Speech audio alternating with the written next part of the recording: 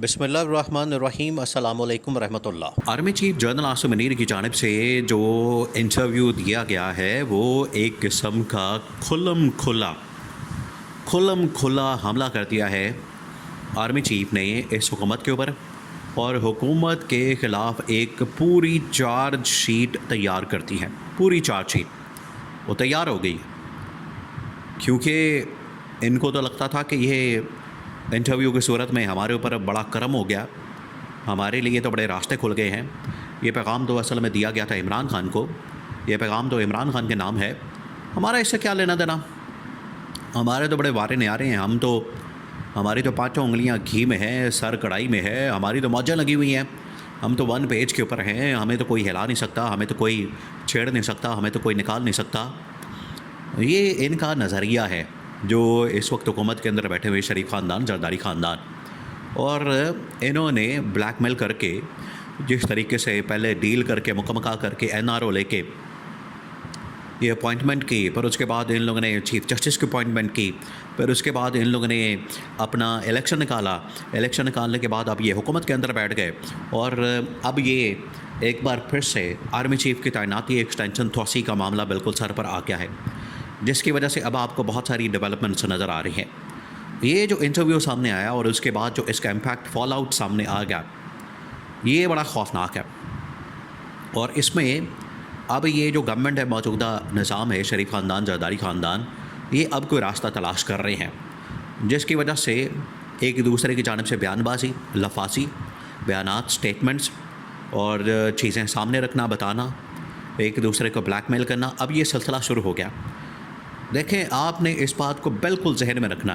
आप ज़रा इमेजिन करें कि अब 2 महीने बाद होने क्या वाला है। 2 महीने बाद होने वाला है, असल में नवंबर का महीना और एक्सटेंशन का महीना है। तो 2 महीने बाद अगर ये मुद्दत मुलाज़मत के अंदर तोसी होती है, एक्सटेंशन होती है या नहीं होती, नया आर्मी चीफ़ आता है, ये इसी को आर्मी चीफ़ लगा दिया जाता है, तो फिर पूरा एक आपको प्लान तैयार करना पड़ेगा कि होना क्या। 3-4 सिनेरियो हैं। अब इसमें क्योंकि ये पिछले तकरीबन को 2-3 हफ्तों से, हफ्ते 10 दिन से नून लीग और पीपल्स पार्टी, ख़ास तौर पर नून लीग, जिनका वज़ीर-ए-आज़म इस वक्त बरसर इक़्तिदार है, शहबाज शरीफ जिनका वज़ीर-ए-आज़म है, वो ये बातें कर रहे थे कि हम नोटिफिकेशन रोक देंगे। ये उधर मुलाकात करते थे, हम नए आर्मी चीफ़ के लिए सोच रहे हैं, नामों के ऊपर गौर हो रहा है, हम देखेंगे नोटिफिकेशन निकालते हैं या नहीं निकालते, हमें निकालना चाहिए या नहीं निकालना चाहिए, हमें रोक देना चाहिए या अभी निकाल देना चाहिए। असल में इनकी जो रवायत है, रवायत तो इन लोगों ने बड़ी गंदी डाली हुई है, वो ये कि जब इन्होंने काजी फाइज़ ईसा को चीफ़ जस्टिस लगाना था और उस वक्त साबिक़ चीफ़ जस्टिस थे उमर अता बंदियाल, आपको याद होगा, आप याद करें, आप ज़रा इमेजिन करें, तो इन्होंने 2-3 महीने पहले ही बिल्कुल ये सिचुएशन बन गई थी कि 2-3 महीने का अरसा बाकी था।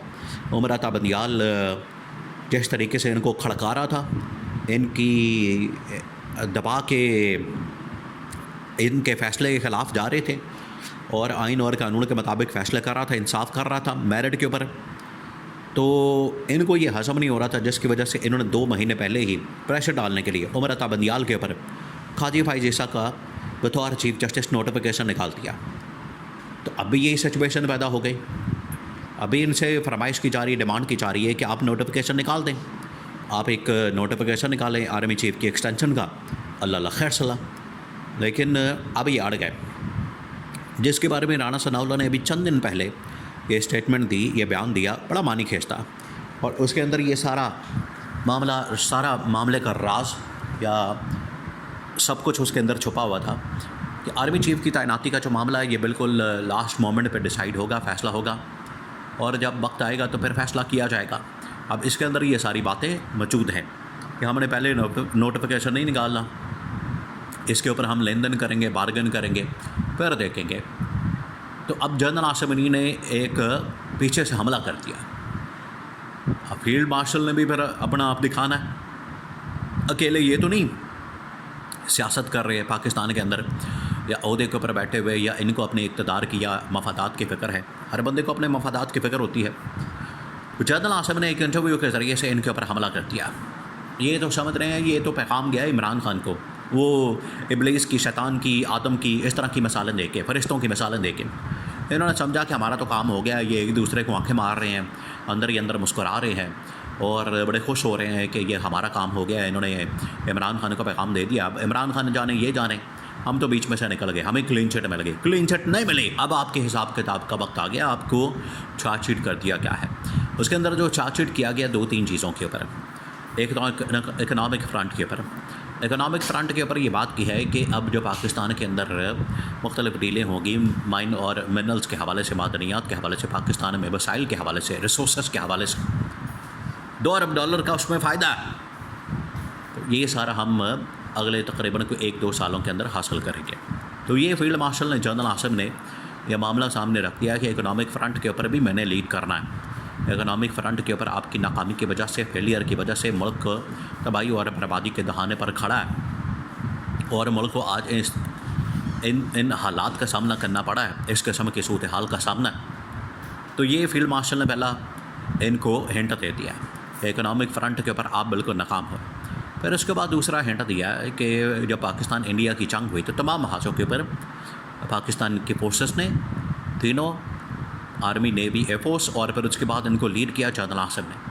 तो पाकिस्तान की जो सिविल लीडरशिप, और ये बात भी ठीक है, लेकिन ये तमाम बातें बिल्कुल अपनी जगह पर तो ठीक है।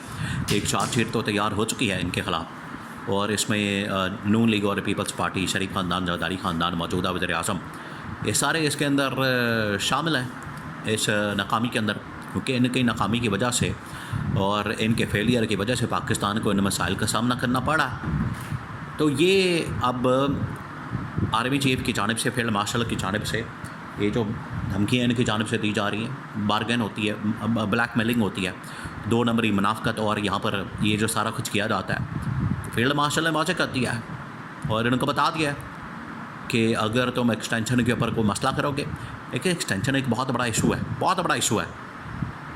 नोटिफिकेशन नहीं निकालोगे या इसको रोकोगे या इसके ऊपर कोई फटा करोगे, मुलाकातें करोगे, अंदर खाते कोई मंसूबे बनाओगे, प्लानिंग करोगे, तो लॉ फिर गौरी आया जाए। ये फिर आगे से फील्ड मार्शल ने जवाब दिया, फिर गौरी चलाया जाएगा। और गौरी आपको पता है फिर वो नहीं दिखता, ये गौरी फिर अंदर इनके घुस जाएगा और इनको फिर लग पता जाएगा। जो ये कहते थे ना कि मियाँ जदों आवेगा तो लग पता जावेगा, अब ये जो फील्ड मार्शल आ चुका है, इनको लग पता जावेगा इनके साथ होनी क्या। तो ये पहला हमला, पहला वार जो है बड़ा ज़बरदस्त किस्म का वो फील्ड मार्शल ने कर दिया। इनको बता दिया, इनके कान खड़े हो गए, चौकस हो गए, अलर्ट हो गए। अब राह पे जाने तो वाह पे जाने, अब इनको वाह पड़ा है फील्ड मार्शल के साथ अपनी मर्ज़ी का लगा के इन्होंने कहा कि हम बड़े फ़ायदे में रहेंगे। लेकिन अब इनको पता चल गया है इमरान खान के ख़िलाफ़ पैगाम नहीं है, असल में ये चार्जशीट मौजूदा हुकूमत, मौजूदा निज़ाम, शरीफ ख़ानदान के ख़िलाफ़ वाज़ेह एक चार्जशीट